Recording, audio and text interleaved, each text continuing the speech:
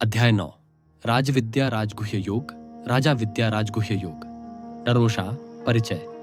नमस्ते दोस्तों, आज हम भगवद गीता के 9वें अध्याय राजविद्या राजगुह्य योग को समझेंगे। इस अध्याय में भगवान श्री कृष्ण अर्जुन को परम ज्ञान और गुप्त रहस्य बताते हैं, जिसे वे राजविद्या सर्वोत्तम ज्ञान और राजगुह्य सर्वोत्तम रहस्य कहते हैं। यह अध्याय भक्ति, परमात्मा के स्वरूप और उनके प्रति समर्पण के महत्व को दर्शाता है। आइए प्रत्येक श्लोक को संस्कृत में पढ़ें, उसका हिंदी अनुवाद समझें और फिर उसकी व्याख्या करें। यह सामग्री YouTube के लिए तैयार की गई है ताकि आप इसे आसानी से समझ सकें और अपने जीवन में उतार सकें। न श्लोक 1 संस्कृत। श्री भगवान उवाच इदं तूते गुह्यतमं प्रवक्ष्याम्यन् सूयवे ज्ञानम विज्ञान सहितम यज्जात्वा मोक्षसे शुभात। हिंदी अनुवाद। श्री भगवान बोले, हे अर्जुन, मैं तुम्हें जो दोष दृष्टि से रहित हो यह अत्यंत गुप्त ज्ञान विज्ञान सहित बताऊंगा, जिसे जानकर तुम अशुभ संसार के बंधनों से मुक्त हो जाओगे। व्याख्या। श्री कृष्ण अर्जुन को कहते हैं कि वे उन्हें एक गुप्त और सर्वोत्तम ज्ञान देंगे जो सैद्धांतिक ज्ञान और अनुभवात्मक विज्ञान दोनों है। यह ज्ञान उन्हें संसार के बंधनों से मुक्त करेगा। YouTube के दोस्तों, यह हमें सिखाता है कि सच्चा ज्ञान वही है जो हमें मुक्ति की ओर ले जाए। हमें खुले मन से इसे ग्रहण करना चाहिए। तलाश श्लोक 2 संस्कृत। राजविद्या राजगुह्यम पवित्रमिदमुत्तमम प्रत्यक्ष अवगमम धर्म्यम सुसुखम कर्तुम व्ययम। हिंदी अनुवाद। यह राजविद्या और राजगुह्य है, अत्यंत पवित्र और उत्तम है। यह प्रत्यक्ष अनुभव से जाना जा सकता है, धर्म के अनुकूल है, करने में सरल है और अविनाशी है। व्याख्या।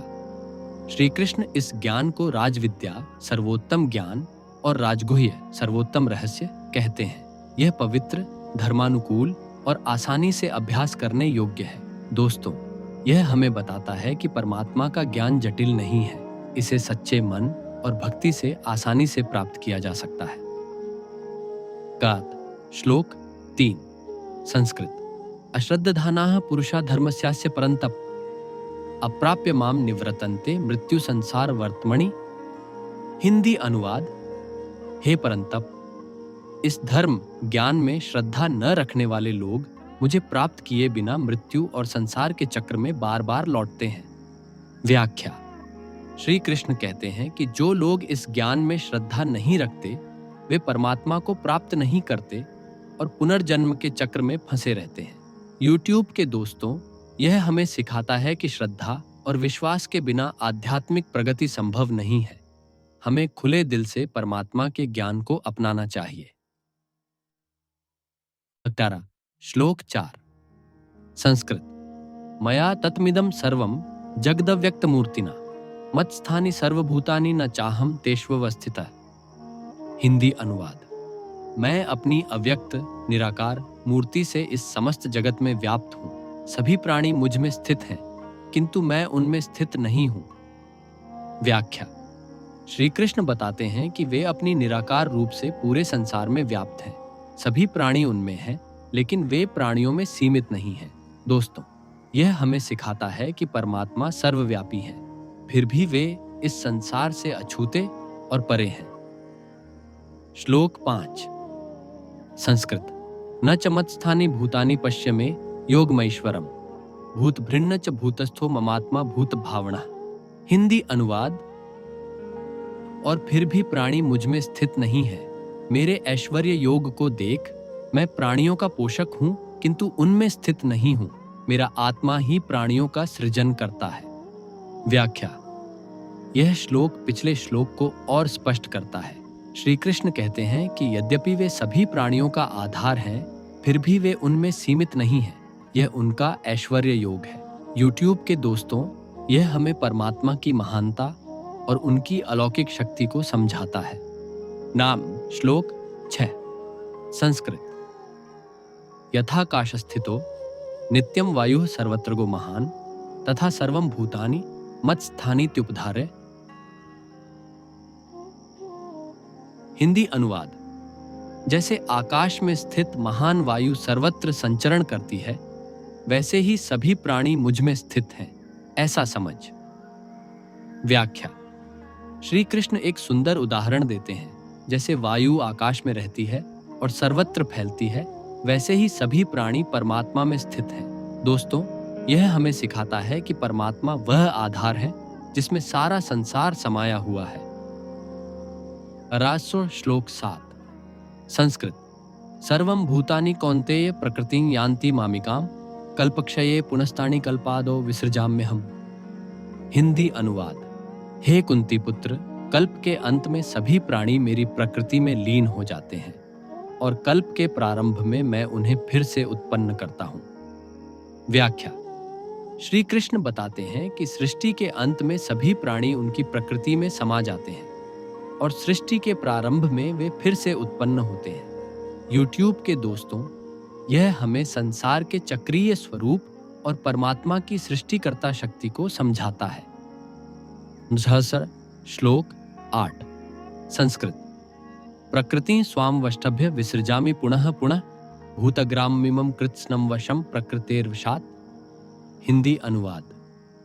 अपनी प्रकृति को आधार बनाकर मैं इस समस्त प्राणी समूह को बार बार उत्पन्न करता हूं, जो प्रकृति के वश में होने के कारण असहाय है।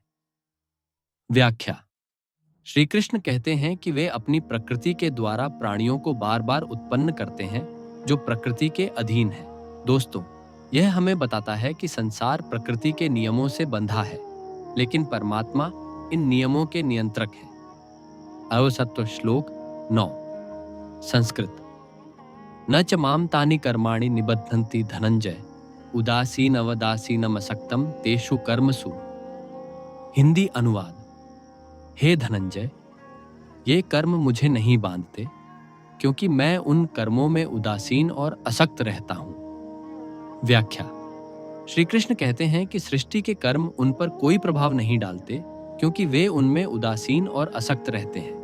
यूट्यूब के दोस्तों, यह हमें सिखाता है कि परमात्मा संसार के कार्यों से परे और निष्पक्ष है। हमें भी कर्म करते समय निस्वार्थ भाव अपनाना चाहिए। नर श्लोक 10।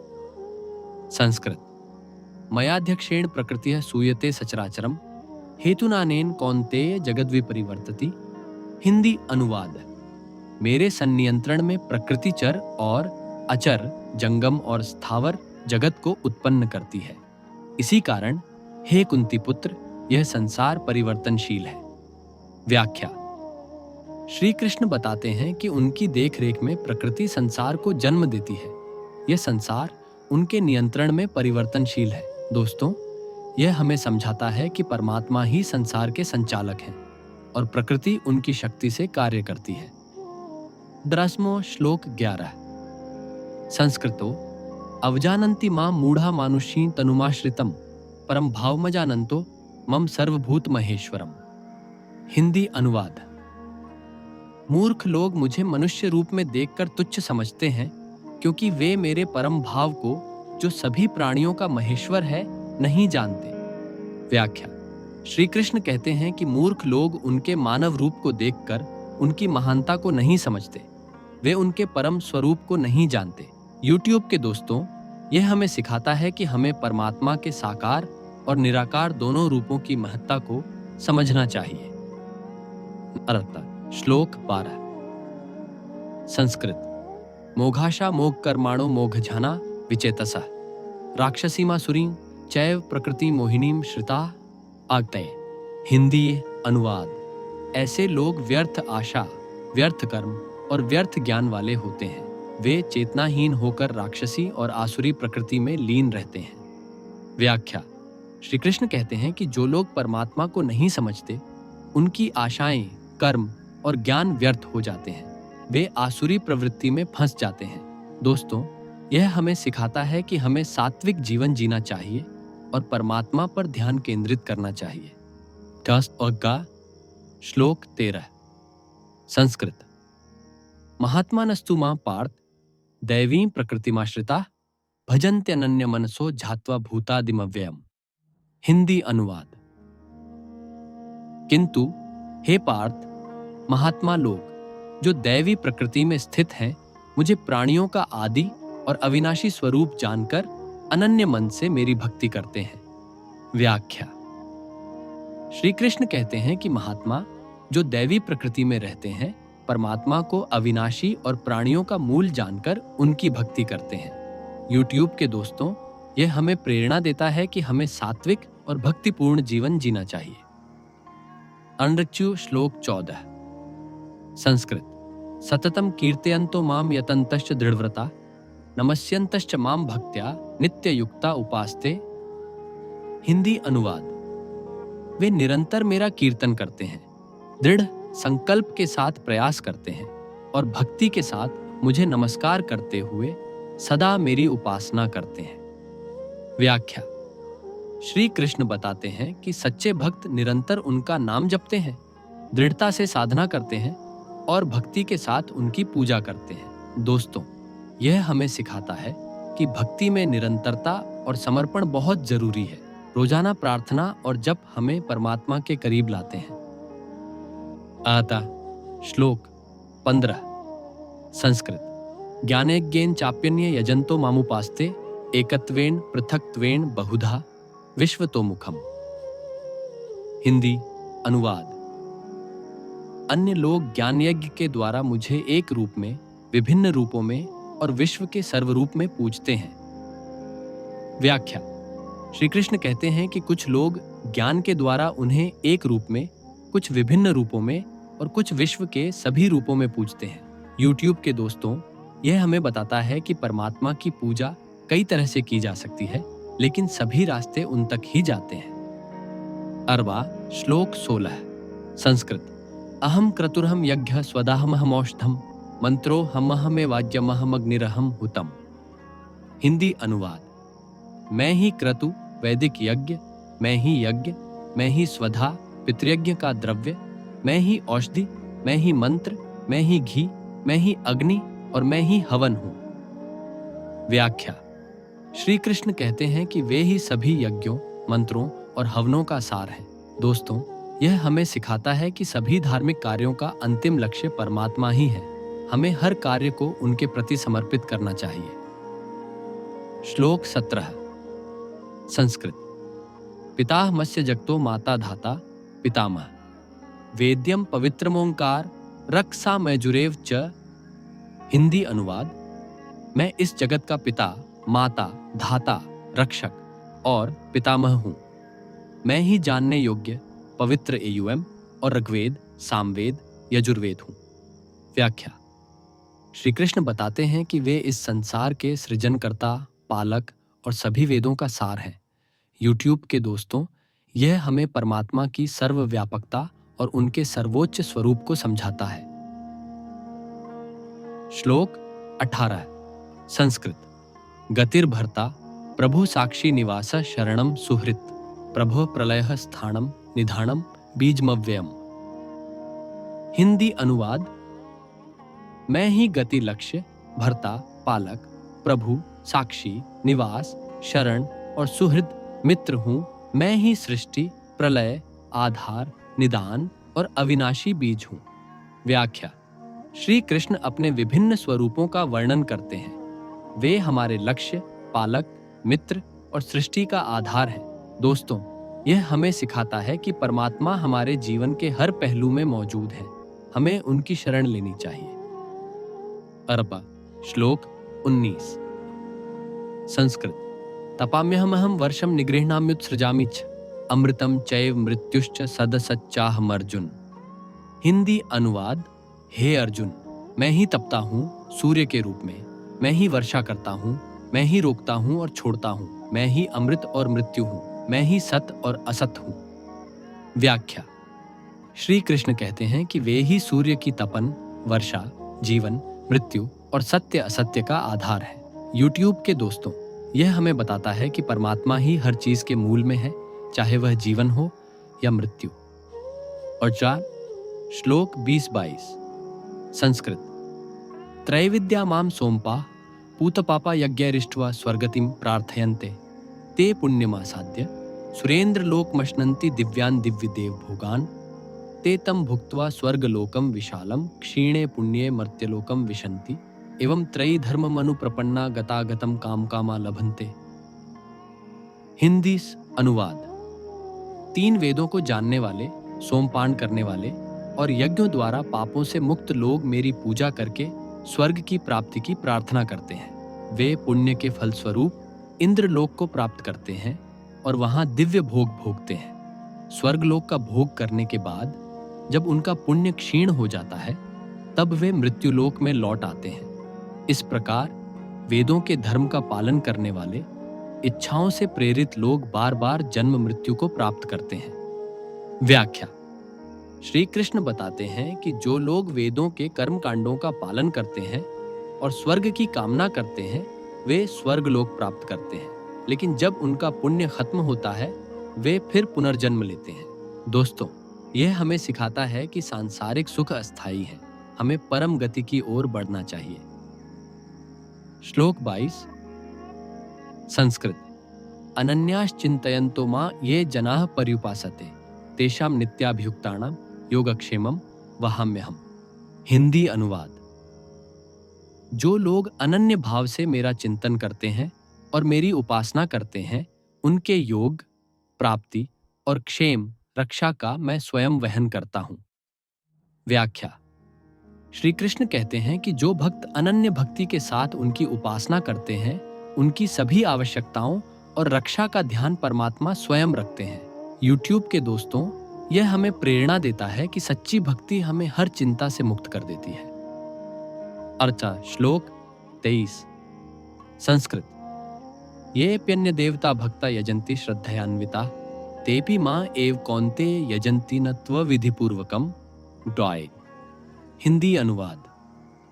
हे कुंती पुत्र, जो लोग श्रद्धा के साथ अन्य देवताओं की पूजा करते हैं वे भी वास्तव में मुझे ही पूजते हैं, किंतु अविधिपूर्वक, गलत तरीके से।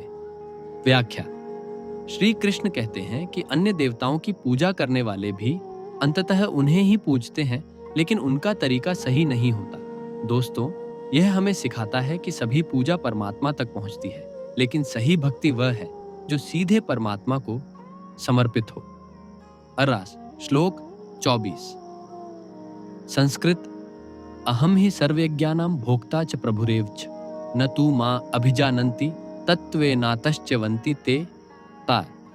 हिंदी अनुवाद। मैं ही सभी यज्ञों का भोक्ता और प्रभु हूं, किंतु वे मुझे तत्वतः नहीं जानते, इसलिए वे मुक्ति से च्युत हो जाते हैं। व्याख्या। श्री कृष्ण बताते हैं कि वे ही सभी यज्ञों के भोक्ता और स्वामी हैं, लेकिन लोग उन्हें सही रूप में नहीं जानते, इसलिए वे पुनर्जन्म के चक्र में फंस जाते हैं। YouTube के दोस्तों, यह हमें सिखाता है कि हमें परमात्मा के सच्चे स्वरूप को समझना चाहिए। अरमा। श्लोक 25 संस्कृत। यान्ति देवव्रता देवान् पितृण्यन्ति पितृव्रता भूतानि यान्ति भूतेज्ञा यान्ति मद्याजिनोपि माम। हिंदी अनुवाद। देवताओं की पूजा करने वाले देवलोक को, पितरों की पूजा करने वाले पितृलोक को, भूतों की पूजा करने वाले भूतलोक को प्राप्त करते हैं, किंतु मेरी पूजा करने वाले मुझे प्राप्त करते हैं। व्याख्या। श्री कृष्ण कहते हैं कि लोग जिसकी पूजा करते हैं उसी को प्राप्त करते हैं, लेकिन उनकी भक्ति करने वाले उन्हें ही प्राप्त करते हैं। दोस्तों, यह हमें सिखाता है कि परमात्मा की भक्ति हमें सर्वोच्च गति देती है। अर्थ। श्लोक 26 संस्कृत। पत्रम पुष्पम फलम तोयम यो में भक्त्या प्रयच्छति तदहम भक्त्युपहृतमश्नामि प्रयतात्मना। हिंदी अनुवाद। जो कोई भक्तिपूर्वक मुझे पत्र, पुष्प, फल या जल अर्पित करता है, मैं उस शुद्ध मन वाले भक्त का वह भक्ति भेंट स्वीकार करता हूं। व्याख्या। श्री कृष्ण कहते हैं कि भक्ति के साथ अर्पित किया गया छोटा सा पत्र, पुष्प, फल या जल भी उन्हें प्रिय है। YouTube के दोस्तों, यह हमें सिखाता है कि भक्ति में भाव सबसे महत्वपूर्ण है। हमें सच्चे मन से परमात्मा को समर्पित करना चाहिए। अर्का। श्लोक 27 संस्कृत। यत् करोषि यदश्नासि यज्जुहोषि ददासि यत् तपस्यसि कौन्तेय तत्कृष्व मदर्पणम। हिंदी अनुवाद। हे कुंती पुत्र, जो कुछ तुम करते हो, जो कुछ खाते हो, जो कुछ यज्ञ में अर्पित करते हो, जो कुछ दान देते हो और जो कुछ तप करते हो, वह सब मुझे अर्पित करो। व्याख्या। श्री कृष्ण अर्जुन को कहते हैं कि वे अपने सभी कार्य, भोजन, यज्ञ, दान और तप को परमात्मा को समर्पित करें। दोस्तों, यह हमें सिखाता है कि हमें अपने हर कार्य को परमात्मा के लिए करना चाहिए। इससे हमारा जीवन पवित्र और अर्थपूर्ण हो जाता है। तरबा श्लोक 28। संस्कृत। शुभाशुभ फलैरेवं मोक्षसे कर्म बंधनै संन्यास योग युक्तात्मा विमुक्तो माम उपैष्यसि चोचा। हिंदी अनुवाद। इस प्रकार तुम शुभ और अशुभ कर्मों के बंधनों से मुक्त हो जाओगे। संन्यास योग से युक्त होकर, मुक्त होकर तुम मुझे प्राप्त करोगे। व्याख्या। श्री कृष्ण कहते हैं कि सभी कार्यों को परमात्मा को अर्पित करने से हम कर्मों के बंधनों से मुक्त हो जाते हैं। दोस्तों, यह हमें बताता है कि निस्वार्थ कर्म और भक्ति हमें मुक्ति की ओर ले जाते हैं। दशा श्लोक 29। संस्कृत। समोहम सर्वभूतेषु न मे द्वेष्योस्ति न प्रियः ये भजन्ति तु मां भक्त्या मयि ते तेषु चाप्यहम्। हिंदी अनुवाद। मैं सभी प्राणियों में समान हूं। मेरे लिए कोई प्रिय या द्वेष्य नहीं है, किंतु जो लोग भक्ति के साथ मेरी पूजा करते हैं वे मुझ में हैं और मैं उनमें हूं। व्याख्या। श्री कृष्ण कहते हैं कि वे सभी के प्रति निष्पक्ष हैं, लेकिन जो भक्ति के साथ उनकी पूजा करते हैं वे उनके साथ एक हो जाते हैं। YouTube के दोस्तों, यह हमें सिखाता है कि भक्ति हमें परमात्मा के साथ एकता का अनुभव कराती है। तर्का श्लोक 30। संस्कृत। अपि चेत सुदुराचारो भजति माम अनन्य भाग साधुरेव स मंतव्यः सम्यक व्यवसितो हि सह बलाल्य। हिंदी अनुवाद। यदि कोई अत्यंत दुराचारी भी अनन्य भक्ति के साथ मेरी पूजा करता है तो उसे साधु ही मानना चाहिए, क्योंकि उसका संकल्प सही है। व्याख्या। श्री कृष्ण कहते हैं कि भले ही कोई व्यक्ति दुराचारी हो, अगर वह सच्ची भक्ति के साथ उनकी शरण लेता है तो वह साधु के समान है। दोस्तों, यह हमें सिखाता है कि परमात्मा की भक्ति हर किसी को पवित्र कर सकती है। अरची श्लोक 31। संस्कृत। क्षिप्रम भवति धर्मात्मा शश्वत शांतिम निगच्छति कौन्तेय प्रतिजानीहि न मे भक्तः प्रणश्यति। हिंदी अनुवाद। वह शीघ्र ही धर्मात्मा बन जाता है और सदा के लिए शांति प्राप्त करता है। हे कुंती पुत्र, यह निश्चित जान कि मेरा भक्त कभी नष्ट नहीं होता। व्याख्या। श्री कृष्ण आश्वासन देते हैं कि उनका भक्त शीघ्र ही धर्मात्मा बनता है और शांति प्राप्त करता है। उनका भक्त कभी नष्ट नहीं होता। YouTube के दोस्तों, यह हमें प्रेरणा देता है कि परमात्मा की भक्ति हमें हर स्थिति में बचाती है। श्लोक 32। संस्कृत। माम ही पार्थ व्यपाश्रित्य येपि स्युः पाप्यो नयः स्त्रियो वैश्यास्तथा शूद्रास्ते अपि यान्ति पराम गतिम अरन्। हिंदी अनुवाद। हे पार्थ, जो लोग मेरी शरण लेते हैं, भले ही वे पाप्योनी निम्न कुल के हों, स्त्रियां, वैश्य या शूद्र हों, वे भी परम गति को प्राप्त करते हैं। व्याख्या। श्री कृष्ण कहते हैं कि उनकी शरण लेने वाला कोई भी व्यक्ति, चाहे वह किसी भी कुल, वर्ण या लिंग का हो, परम गति को प्राप्त करता है। दोस्तों, यह हमें सिखाता है कि भक्ति में कोई भेदभाव नहीं है। परमात्मा सभी के लिए समान है। अरबा श्लोक 33। संस्कृत। की पुनर्ब्राह्मणः पुण्य भक्ता राजर्षयस्तथा अनित्यम सुखम लोकमिमं प्राप्य भजस्व माम। हिंदी अनुवाद। फिर पुण्यात्मा ब्राह्मण और भक्त राजर्षियों की तो बात ही क्या, इस अनित्य और दुखमय संसार को प्राप्त करके तुम मेरी भक्ति करो। व्याख्या। श्री कृष्ण कहते हैं कि अगर निम्न कुल के लोग भी भक्ति से मुक्ति पा सकते हैं तो पुण्यात्मा और राजर्षियों के लिए यह और भी आसान है। वे अर्जुन को इस दुखमय संसार में भक्ति करने की सलाह देते हैं। YouTube के दोस्तों, यह हमें प्रेरणा देता है कि हमें इस अस्थायी संसार में परमात्मा की भक्ति करनी चाहिए। श्लोक 34। संस्कृत। मन्मना भव मद्भक्तो मद्याजी माम नमस्कुरु मामे वैश्यसि युक्त वैव मात्मानम मत्परायणः। हिंदी अनुवाद: मुझ में मन लगाओ, मेरा भक्त बनो, मेरी पूजा करो और मुझे नमस्कार करो। इस प्रकार आत्मा को मुझ में युक्त करके मेरे प्रति समर्पित होकर तुम मुझे ही प्राप्त करोगे। व्याख्या: यह अध्याय का अंतिम श्लोक है। श्री कृष्ण अर्जुन को कहते हैं कि वे उनके प्रति मन, भक्ति और समर्पण रखें। ऐसा करने से वे परमात्मा को प्राप्त करेंगे। दोस्तों, यह हमें सिखाता है कि भक्ति, समर्पण और निरंतर स्मरण ही परमात्मा तक पहुंचने का मार्ग है। समापन। दोस्तों, भगवत गीता का 9वां अध्याय हमें परमात्मा की भक्ति, उनके स्वरूप और राज विद्या के रहस्य को समझाता है। यह हमें सिखाता है कि सच्ची भक्ति और समर्पण से हम परम गति को प्राप्त कर सकते हैं। अगर आपको यह व्याख्या पसंद आई तो इसे अपने दोस्तों के साथ शेयर करें और हमारे चैनल को सब्सक्राइब करें। अगले अध्याय में हम गीता के और गहरे रहस्यों को समझेंगे। नमस्ते।